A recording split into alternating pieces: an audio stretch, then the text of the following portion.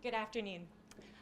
I don't know about you, but over the last little while, I've definitely learned the value of working together.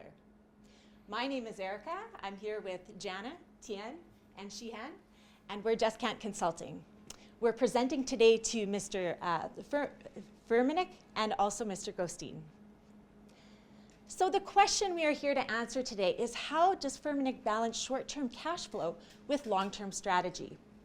You consulted us because there's a risk of losing 100% family ownership right now. There's also a COVID crisis going on, and there's questions about whether the cash flow is sufficient enough for the DRT acquisition. So our recommendation to you is to delay the acquisition while still continuing and fostering that DRT partnership. And we'll do that through family governance, the board of directors, and a shareholders council. And then we'll also adapt through the crisis through hand sanitizer, which will eventually become a long-term strategy and source of revenue for you. As mentioned by Erica, there are some challenges we need to work through today, but we know you've withstood so many crises in the past 125 years, so we know we can work through this. First, let's take a look at the family environment.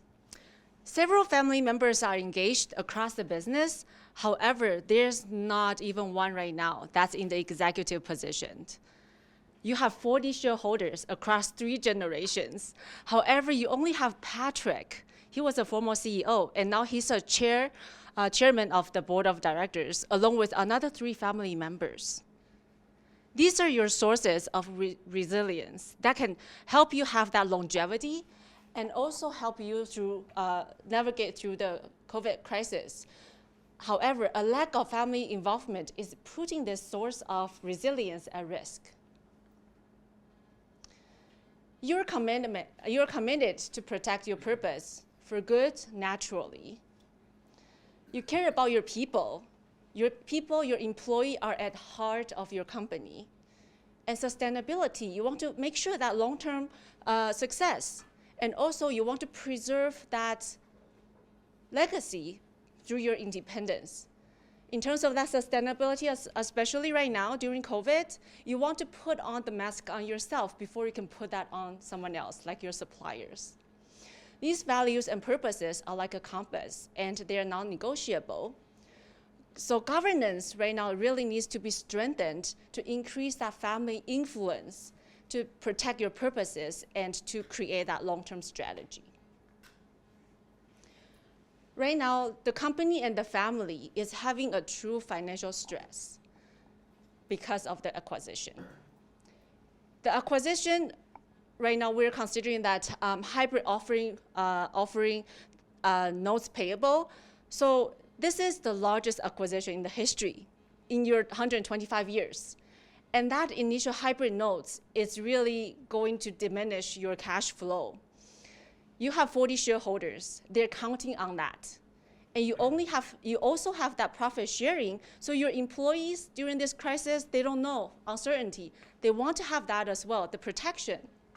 So a strategy that doesn't protect your people and provide that long-term sustainability should not be considered. And as we look at understanding the root cause of this acquisition during COVID crisis, we mentioned some of it, and then we want to protect your people, and at root, actually, we see that's because the minority seats that's on your board right now. In the past 125 years, you withstood many crises through your strong relationships. And we need to work together, just like what is said here. Solidarity is more contagious than the virus. We want to have the synergy, which is combining your strengths with DRT's strengths to create that long-term strategy, adapting to crisis that can become a new sustainable strategy. So to summarize our analysis, it's actually closer here. We're introducing a Sharma's performance matrix, and this matrix shows how a balanced governance can help us can bring the company to success. Right now, we're sitting at the small f and small b. Despite you're having a really strong business performance right now, but because of that lack of family influence, it's going to affect your business strategy. So that's why that's putting us in that small f and small b. So we landed on 3 key criteria that can help us evaluate the solutions. So the first one is we need to maintain ownership to protect that purpose. And the second one is it needs to sustain relationships with stakeholders, like your employees, your suppliers, and your customers. And finally, it needs to ensure that long-term strategy does protect your sustainability in short term. So how can Feminist can balance the short-term and long-term strategy? We come up with 3 different alternatives. The first option is continue with the acquisition, and you might give up around 10% of the equity. And the second option is acquire DRT, but it's just a part of that. Right now, DRT including 2 divisions, which is ingredient for adhesive, and another one is for fragrance. And we might just negotiate to go with a part of that, which is the fragrance that relevant to our business. And the third option is delay acquisition. However, we can update the DRT contract terms for a longer term.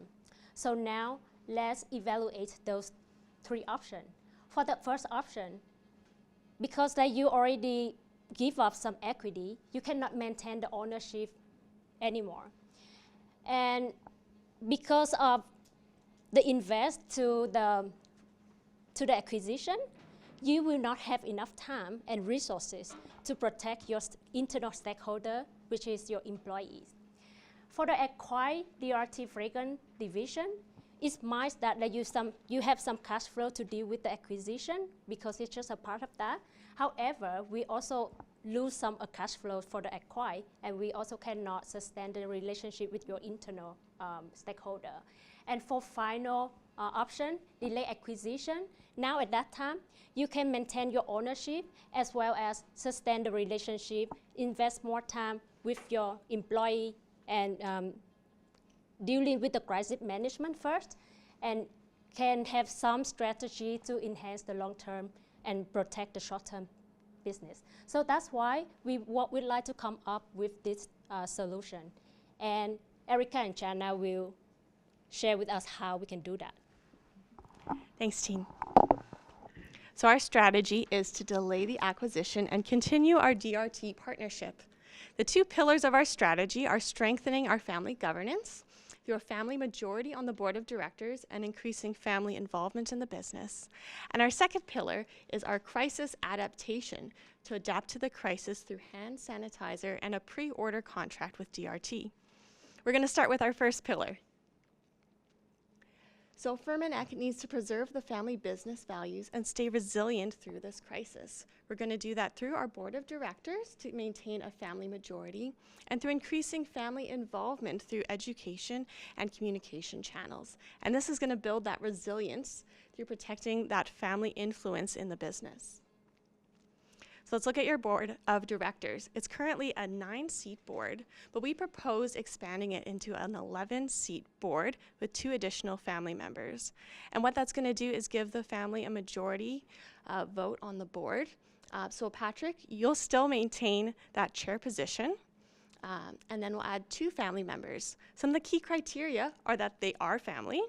We want someone who's knowledgeable about the business. We want someone who is committed to your values of innovation and sustainability. And we're looking for that experience through education or an equivalent experience. And there is a risk that within your family members there aren't people that fit that criteria, and we would mitigate that through ongoing education and mentorship, because we believe that knowledgeable family members preserve that competitive advantage you have and longevity of being a family business. Next, we're going to have a communication structure between the owners and the board of directors. Right now, you have 40 shareholders with an annual meeting. That's a lot of people to coordinate. And you represent 5 branches of the family. So we suggest having a shareholder council with a member from each of those 5 branches of the family, and including Patrick, to really represent those shareholders to the board of directors. And especially in a crisis situation like COVID-19, that's going to expedite the communication and really communicate those family values to the board of directors. And as part of this shareholder council, we're going to develop an education plan, because we've mentioned that there isn't enough family involvement in the business, and we really want to strengthen that. So the next strategy is we need family members. We need a structure to maintain that knowledge and involvement of family members. During COVID, there's virtual meetings, and that's great for family members who live all around the world to utilize those virtual platforms. And this is a place where we can educate family members more about the business. We want a mentorship opportunity to pair family members with executives and board members to really deepen their understanding of the business. We want more work opportunities for family members, and we honor and respect that you are a merit-based employment opportunity, but we think that family members can compete for those positions, and even starting with internships as teenagers and university students to really get integrated in that family business from an early age. And education. We want to see our family members educated through an education fund. And I mentioned FECC University. You have so many international partnerships around the world, and this is the opportunity for family members to be ambassadors of the business and to strengthen those international relationships through internships as they grow and develop within the business. The long-term success, that longevity and sustainability, depends on this ongoing family involvement. So now that we have this foundation of family involvement, we've moved from the little f, little b, into the large F, small b, because we've been protecting that family influence. And now Erica's going to explain the business side. Thank you, Jana. So while this was a question of acquisition, we didn't really see it that way. We saw it as, how are we going to work together with DRT? So our next strategy we're going to talk about is the crisis adaptation and how we're going to work together with them. So there's 2 parts to this strategy. The first is we're going to talk about hand sanitizer, which you've already dipped your toe into a little bit. And then we'll talk about pivoting to a fragranced hand sanitizer line with DRT to use those synergies. We're doing that to be able to adapt to the crisis, but also keep those values of long-term growth and innovation. So in the short term, we will be producing 10 million bottles of hand sanitizer, just the regular kind, and we're doing that also for the good of the world. And then our short-term impact of the fragrance is going to be that pre-sale contract. Later in the presentation, Tian is going to go through the financials of what that will actually mean financially. So hand sanitizer will be ramped up. So we will leverage current relationships. We're a B2B company that we will rely on our grocery, retail, coffee shops. Those guys also need hand sanitizer, and there's a shortage. So we will be charging €5 for 500 ml because we want this to be accessible. We have 46 factories, but we're only producing in 1 region right now. So we suggest that you adapt more factories to be able to keep up with the demand. You were able to increase by 5-fold your production in just 1 area. So we'll begin with 3 countries in the first year. Our implementation is basically to approach our partners, create those sales channels, but also we're a philanthropic company. So also you'll be donating 100 tons per year to the medical system as you've done before. The countries that we're going to change our factories in or adapt our factories are, there's got to be factories there, and also high revenue and also a lot of existing B2B customers. We did it by country because of the possibility that there may be travel bans and issues with supply chain. So adapting to crisis by providing that hand sanitizer not only benefits Firmatech, but also the world. So our long-term strategy is our fragranced hand sanitizer, and that's a synergy with our partner DRT, who's been a partner for 30 years. We're projected to start our fragrance line post-pandemic. We'll be marketing towards generally a younger population. So for example, we're going to focus first on Asia and Europe. Asia, because it's a large market, we'll tailor the fragrances to those local tastes in each area. And Europe, is known for their sustainability focus, and we will be using the ingredients with this help of DRT. And by 2025, we'll be in 30 regions. And the cost of this product, it will be in smaller bottles, so you can take them on the plane, 50 milliliters for €3. So this is a sustainable solution for a long time that also fits with your values. So continued partnership to DRT is better than jumping to acquisition. So we'll do a pre-order contract. So we'll commit, or we'll ask DRT to commit to supplying enough fragrance for 65,000 tons of sanitizer in the future.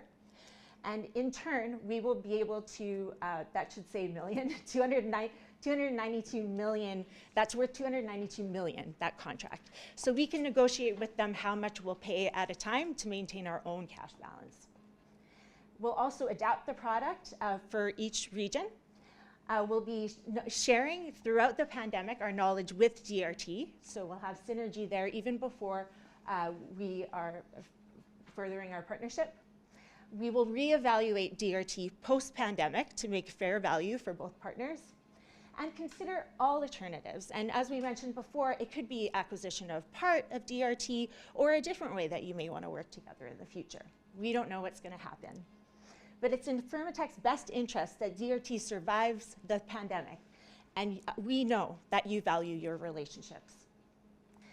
And so a crisis plan that can pivot to a sustainable business plan has now brought you back to balance.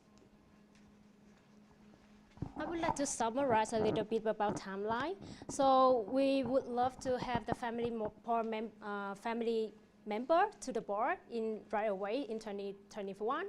And for the hand sanitizers, we will have some production adaptation because we are moving to the new product, although you already have experience in one facility already.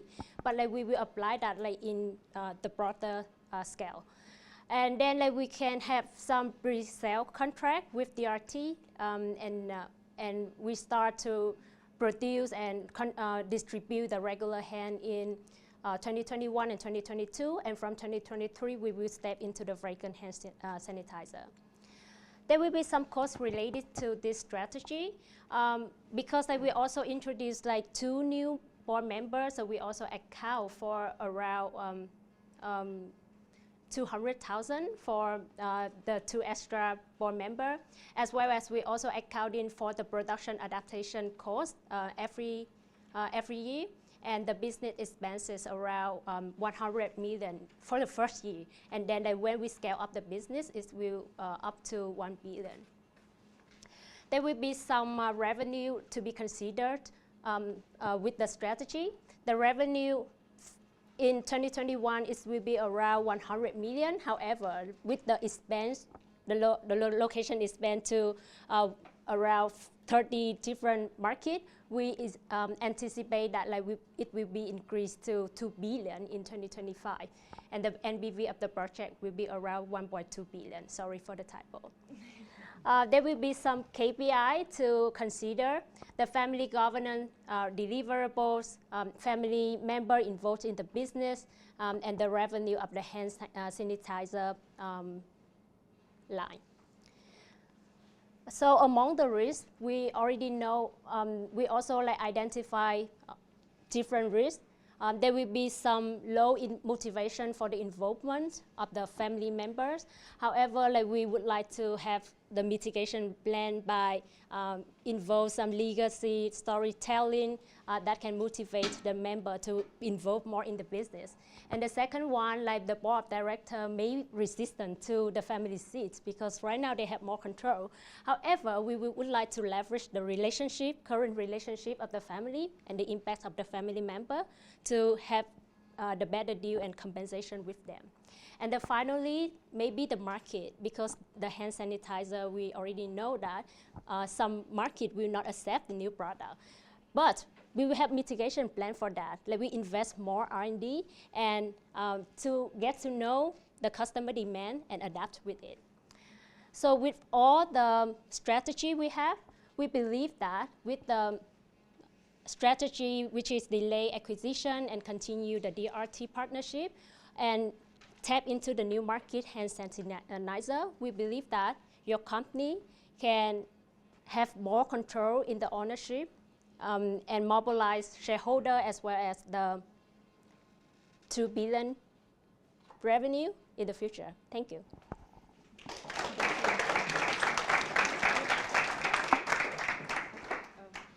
Thank you.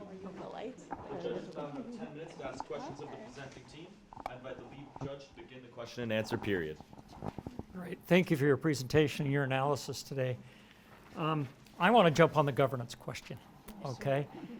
After 125 years, we have a company here that has evolved from a family-managed business to a family-owned business with great management. And you want to turn it back and put family back in management. What's broken with the governance that you'd want to do that? Is there something not working within this company that they need to get back involved? Thank you. That's a great question.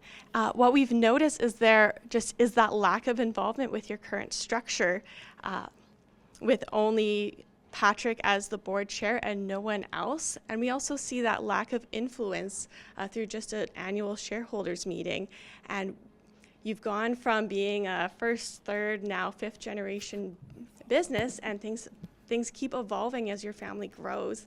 So we need more of those structures so that those family members who might have a diluted share and less of a connection to the founder really understand what's going on in the business so that those structures can work more effectively. And we understand that it's been working so far already, but crisis makes us do crazy things. And we really think that the value of family business is the values that the family holds.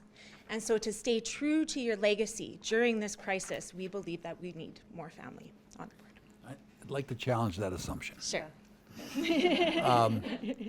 The family members, there are 80 family members in the business all spread out. This is a well-run company, very successful. Bringing new family members onto the board that don't have crisis management experience, how do you justify that? I mean, what's a new member going to bring to the board that's not even upper management? Yeah. Do you want to talk about the change? Yeah.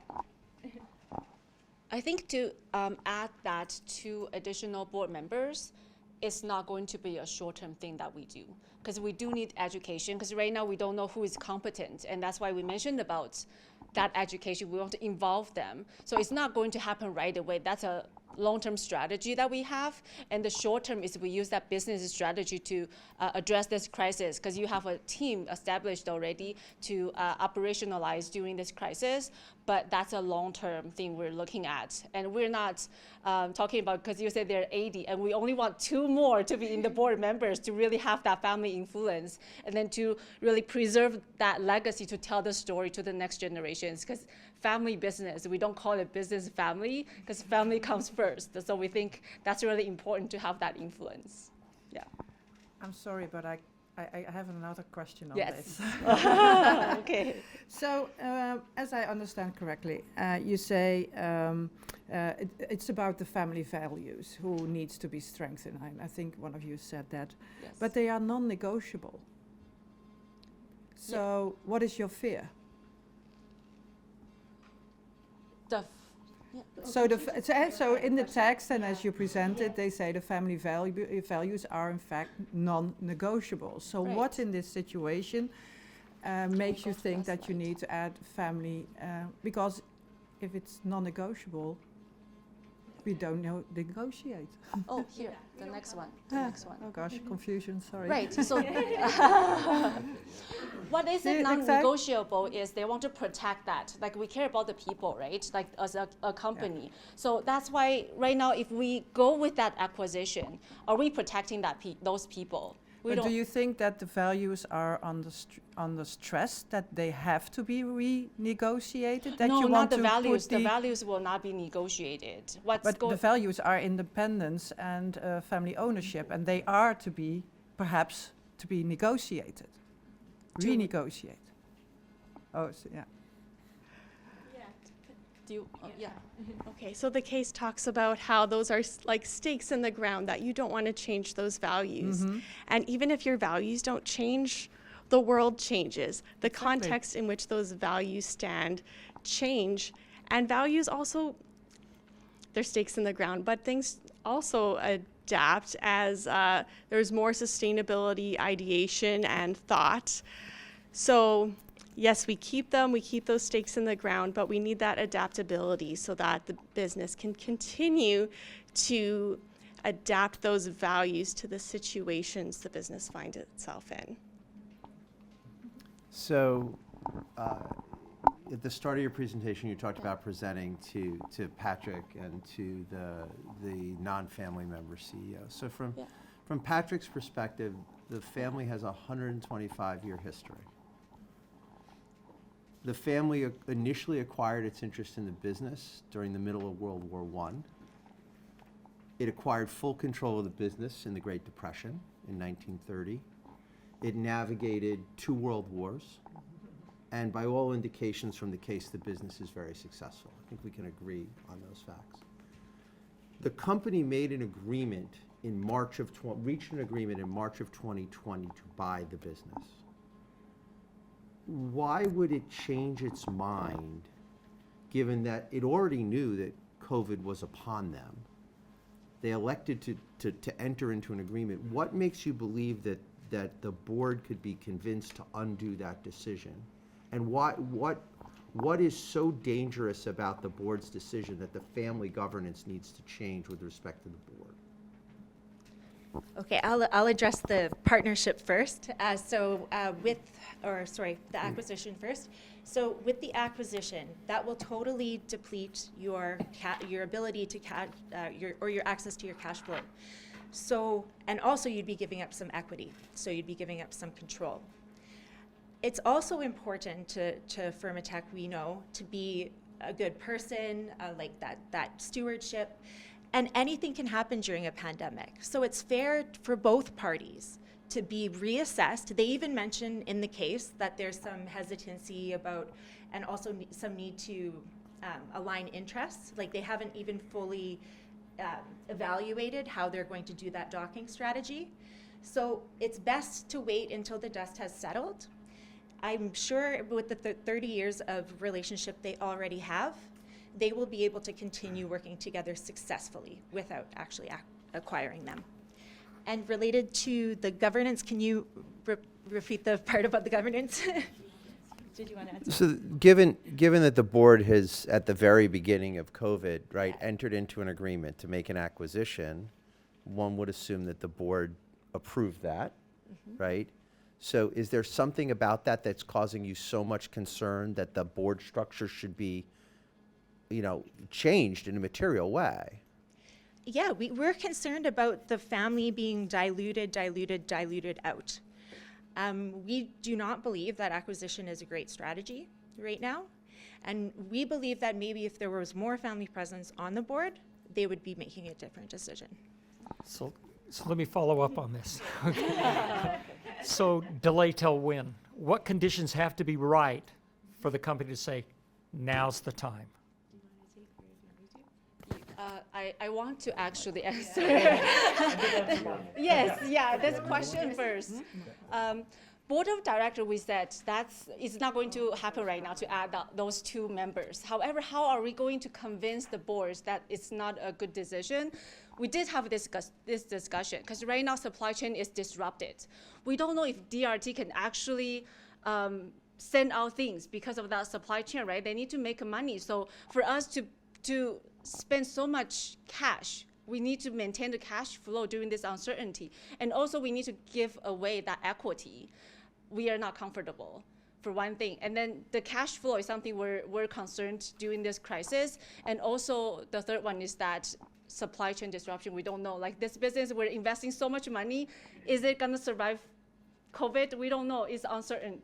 What if it doesn't survive, but we're buying this company, we're spending so much money, there's no return back. So that's our argument. And then Erica, maybe you want to address, yeah. Jim had a question, so yes, but can you repeat it? Yeah, delay till win. When is the right time? Yeah, Right. go ahead. Yeah, actually, like delay till when?